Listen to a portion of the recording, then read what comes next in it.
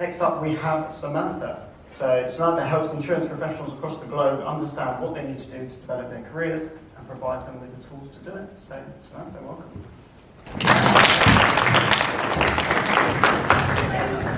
Welcome to this session. We're going to look at networking today and how we can make sure that we're building a presence in our network. Some of the points that came out from Nick and Richard were really key, and they actually feed into some of the practical things we're going to have a look at. So, how many of you get the same train to work or to college when you go into the office? And you start seeing the same people over and over again. And then you catch yourself making eye contact with these people, and then maybe smiling at them. And then you're thinking, what am I doing? I have no idea who this person is. Why am I smiling at them? And then maybe you're in Tesco's and you bump into them and you think, oh, hey, fancy seeing you here.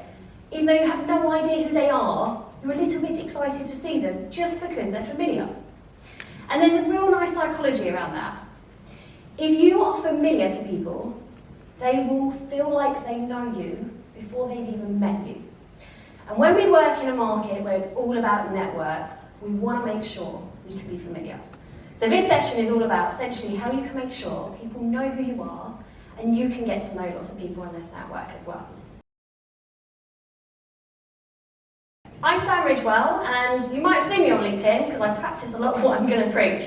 And I specialise in helping people in the insurance market progress in their careers. I've been working in insurance for about 12 years now, and I started out in HR. I did my CII exams and realised I quite liked teaching people how to do things, in particular CII, and then went on to start my own business 4.5 years ago, which is all about helping people progress and sharing these unwritten rules. So, we spoke about comfort zones earlier. How many of you have felt somewhat out of your comfort zone coming to BIBA today? Particularly look at those of you who've got on the mic at some point. This isn't something we do very often. Lots of you said you hadn't been here before. I haven't been here before. This is my first BIBA. So it's going to be outside of our comfort zones. And that's actually really good news. Because comfort zones are like elastic bands. We can stretch them. And if we stretch them, they expand. And then we have more things that can fit within that comfort zone. But if we're not using the elastic band, it's going to shrink back down. So any drivers in the room? Hey, many of you drive. Probably can drive without thinking about it after you passed your test a little while ago. You can do a journey and wonder how you got there. But when COVID hit, if you're anything like me, you didn't get in your car for a few months. And then when you got back in your car, all of a sudden, something that was very natural to you was a little bit scary. You're thinking, oh, hang on, not quite sure I know what I'm doing here. And then after a little while, suddenly it's back to normal. Because our comfort zones expand, but they also shrink if we don't use them. And we want to expand them so we can do more things. So if we take Joe, he's gone outside his comfort zone today. And I'd like to think you went into your stretch zone. You were a bit nervous, but we were okay. Survived it, wasn't complete panic. And by doing that, the next time he gets asked to talk in something, with even a bigger room, bigger stage, you've expanded the comfort zone to make sure that that will be maybe even in your comfort zone at some point. What we want to avoid is this panic zone. This is when we're suddenly thrown into something and we really don't want to be there. We kind of feel like we have to be there. So we get really anxious, or maybe we come up with an excuse as to why we can't give that presentation that day. Find a way of kind of exiting that networking event. So we're going to look at how we can expand the comfort zone, and the real way of doing this essentially is by doing things. Every time we do something, we stretch it out a little bit. So I'm going to give you a few things that you might want to do today, which you can really use as an excuse from the early talks. If you go up to Nick and Richard on their stands and say hello, told you at the talk, and they told you to go and introduce yourselves to CEOs, they have to say hello to you back.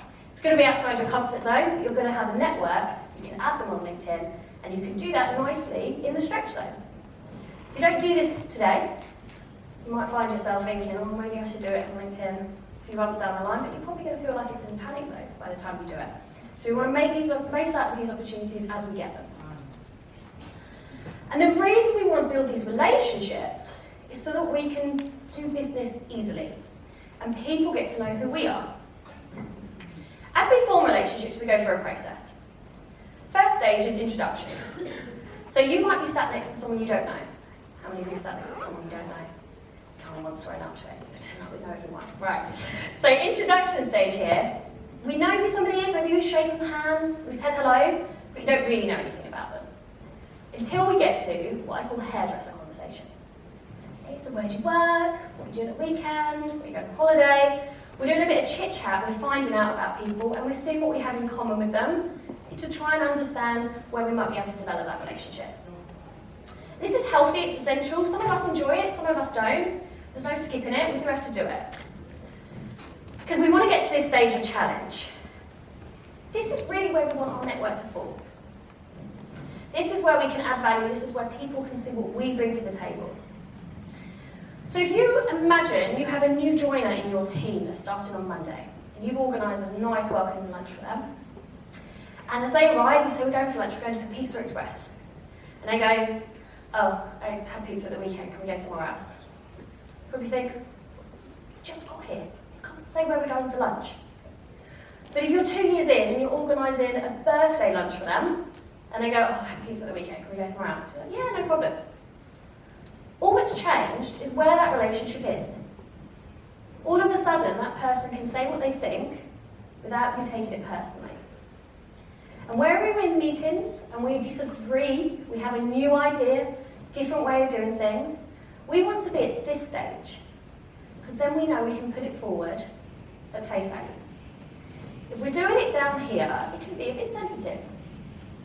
So the more relationships you have here, the easier it is to have an impact. The next stage is emotion. Some people get here quite quickly. Others actually really don't like to share this at work. So you don't have to go here. This is the type of thing where you tell people what really happened at the weekend, how you really feel about things. Probably not going to do that with people you just met, but after a while we need some of those people. We need some friends in the market. And then we trust. We have a really deep relationship where we can count on each other. So when we build this familiarity, as people start to know who we are, this is moving up. Even sometimes without seeing them in person. Because every time they get that encounter, that they see you on the train, or maybe LinkedIn, or we bumping into them at BIBA, it's shuffling it up a little bit. Networking events is going to be a brilliant way of doing this. And I'm really conscious that networking events 2 years ago were outside of people's comfort zones, quite a lot of the time. And now we've had COVID, and some of you maybe can start to work during COVID, but this is completely new for you. And others are thinking, well, I've done this 100 times before, but I haven't done it for 2 years, so now it's not in my comfort zone. And that's completely normal. And when we go into networking events, what we want to do is make introductions, get to know people, have an impact, and be able to follow up. Now, I've picked out just a handful of practical tips for you on this one that we're going to have a look at today. There's a few more tips as well on your handout if you want to make the most out of that.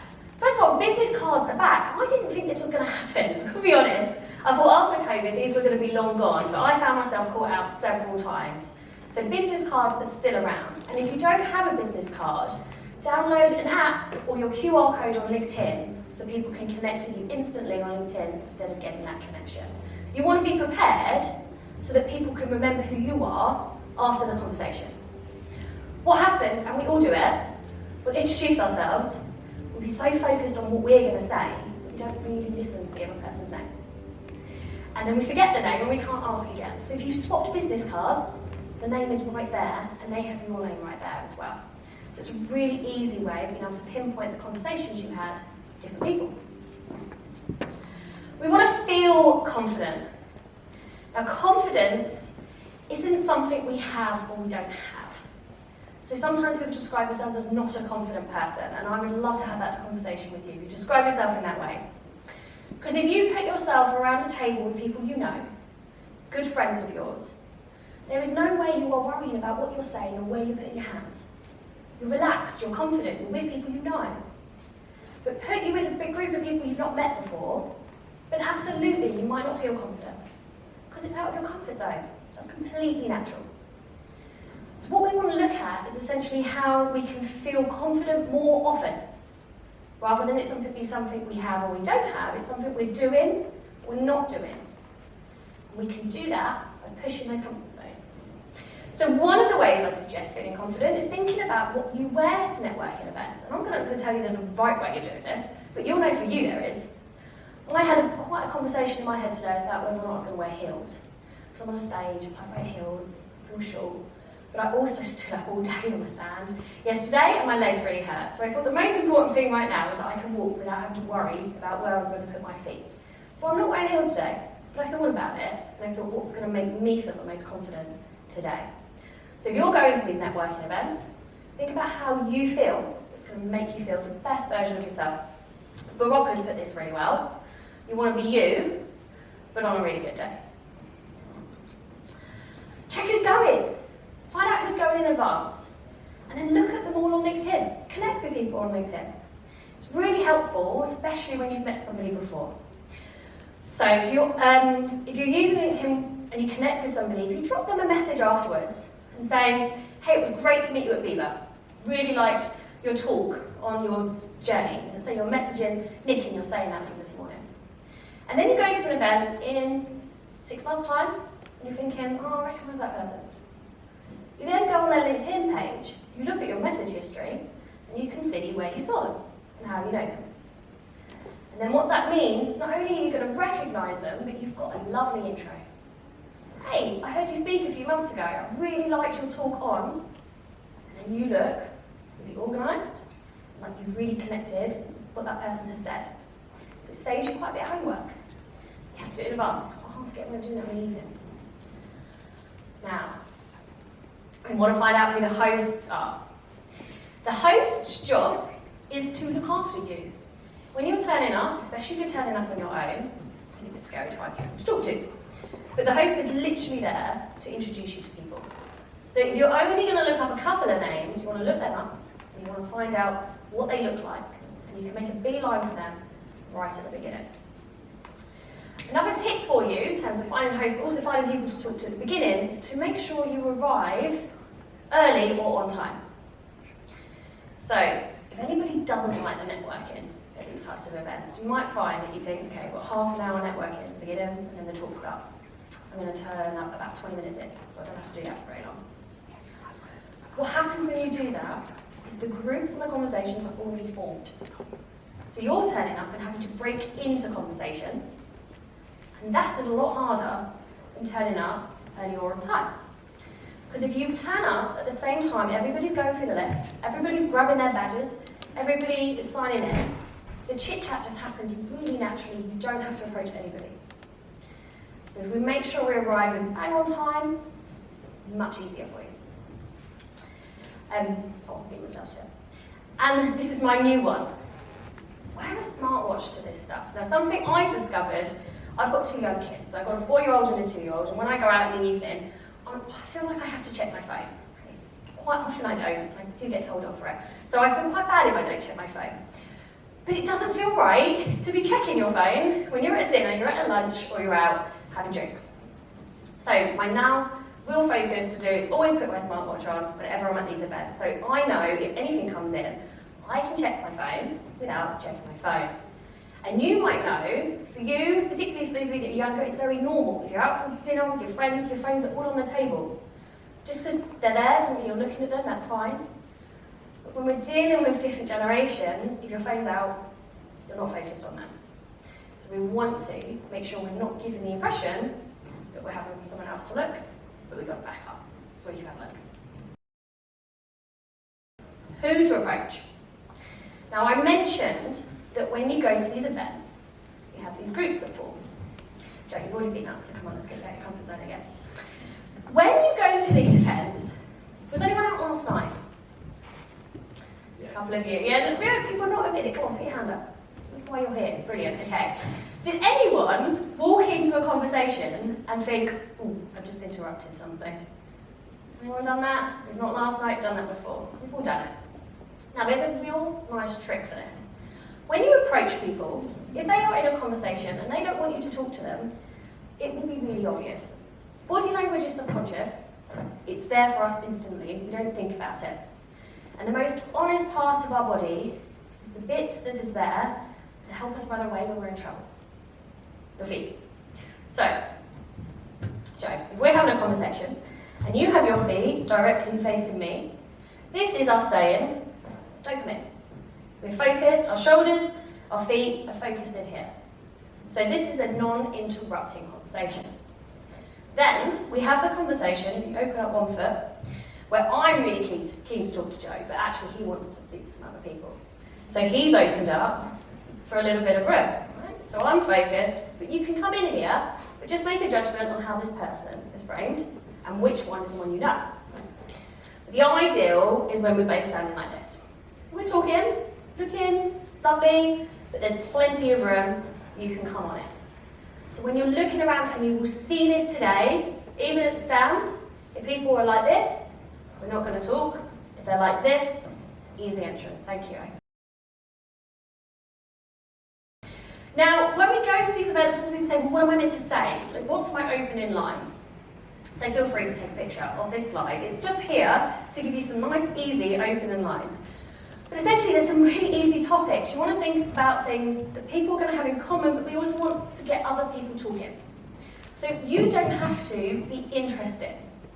You just have to be interested. So we have to listen and engage with the other person. So you might want to ask them about the event. Is this your first time at BIBA? When did you come up? Which hotel you stayed at? When are you heading back? Really easy things. Industry news, so things that are topical that are going on for us right now. And if you want a nice tip on some places to find this out, I believe there's an app called Slipcase. They're actually here today. And you can access loads of news from all different news sources, all on your phone. So I recommend that one just to keep up to date. Personal things, I suggest working up to this. So once you've done a little bit of a chit chat, you get onto this, but not too personal. Some people can take a little bit longer to warm up. Some of us are like ovens that are electric, and we're going to take a while to heat up. Others are gas ovens. Turn it on, no problem, we're going to go straight in here. You want to work out what the other person is that you're talking to. So the way that we can have a talk, but also career stories, and this is particularly useful if you're talking to senior people. So senior people, you think, I have nothing in common. As we've seen today, they love sharing their stories. So just ask them about their own stories. And then you just have to be interested. You don't have to be interested.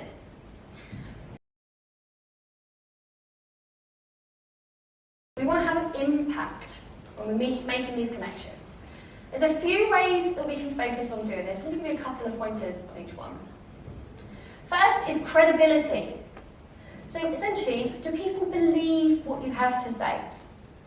And this is going to come from how much confidence you are projecting, firstly, because if you look like you believe what you're saying, people are more likely to believe you. So looking people in the eye, standing up straight, smiling, and looking relaxed in what you say. Then also, if you've got your qualifications, if you've got your experience, if there's anything you can put in your introduction that shows something about your background. Alex did a great job at this when he introduced himself. So any awards that you've won or anything, then that's a really nice way of instantly boosting that credibility. Personal brand. This is essentially what people are saying about you when you're not in the room. So we want people to know who we are, what we're all about, and that to be something we're proud of for us. So what are the words we would love people to describe you as? And then what do you do to encourage the likelihood that someone will describe you in that way? Visibility. So this is where we're going to be looking at LinkedIn. We're going to be making sure that people know who we are and they're seeing us. And they're seeing us regularly enough. And there's a really easy way you can do this in the office that I think is completely underestimated. When you walk around the office, have your head up and make eye contact with people as you walk. Okay. As you go around the office, every time you make eye contact, you connect with somebody, it's just a little bit of approachability that comes through. But what we quite often do, if we're in a rush, we'll walk with our feet down. Or we'll walk around looking at our phones. So just make sure we're making as much eye contact with people as we can. And social capital. This is essentially when people feel like you've done a lot of good things for them, they want to help you. So doing opportunities for favourites. We've got loads of people here who are maybe looking at jobs in insurance. See if we can help them get work experience. You've got somebody who's studying for an exam and you've got some tips on it from when you did it, give them some pointers. It's how can you help other people and then they're going to want to help you. So, we're going to look at practically, step by step, boosting one of these stages up. What I'd like you to do today is think about somebody you want to try and boost this with. It could be somebody in this room, somebody you've never met before, or we can use Nick and Richard again, they're going to get nominated all day long. Okay? And try and think about where you might be now, and how you can just move yourself up a little bit. So we can boost ourselves along. This is the real easy way of doing this, the time spent versus reward. Let's play my LinkedIn game. Hands up if you're on LinkedIn. Okay, let's just have a look around. Pretty much everyone, we'll let you guys that are still in school off this one, but pretty much everyone is on LinkedIn. Keep your hand up if you have your picture on your account. Keep your hand up if you like other people's posts. That's very good. Keep your hand up if you comment on other people's posts. Okay. Keep your hand up if you share other people's posts. And keep your hand up if you write your own posts. Cool. Okay. Now have a look around. Keep your hand up if you're still up. This is very normal. I've probably done that game with about 2,000 people by now in insurance, and we see pretty much everyone is on LinkedIn. But hardly anyone adds content. And not that many people engage in other people's content.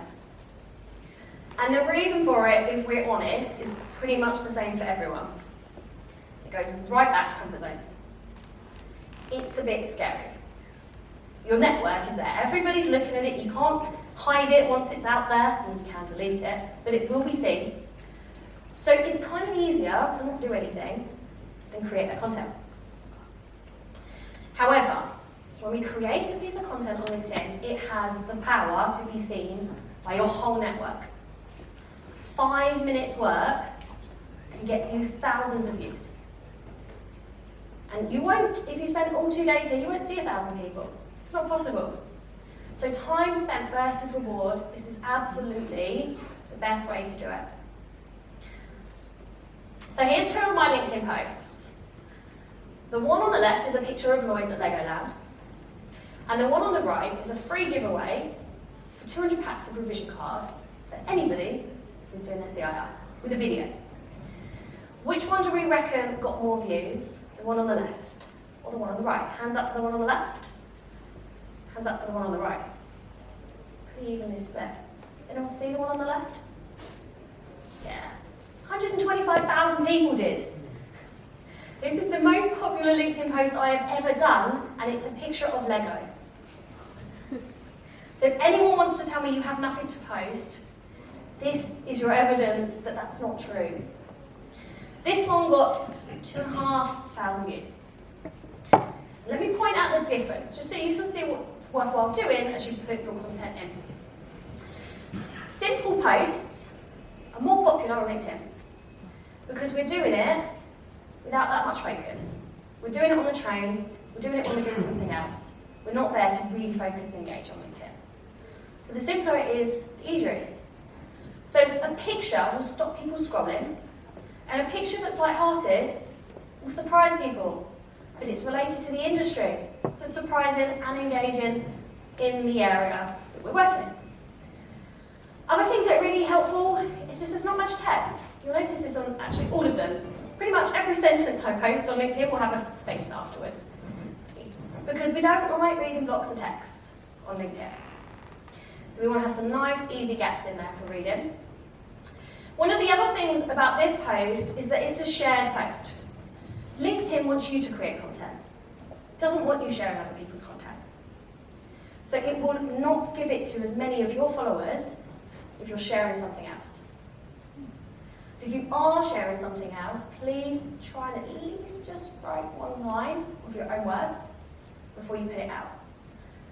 That way it will look like your post, and it won't just go into the eye view of the person who originally posted it. So you don't need to do videos. You do not need to be some kind of content creator to play LinkedIn. All you have to do is tap people on the shoulder and say, "Hi, I'm still here." And we can do that in the way that LinkedIn likes is essentially anything that will give you a virtual round of applause.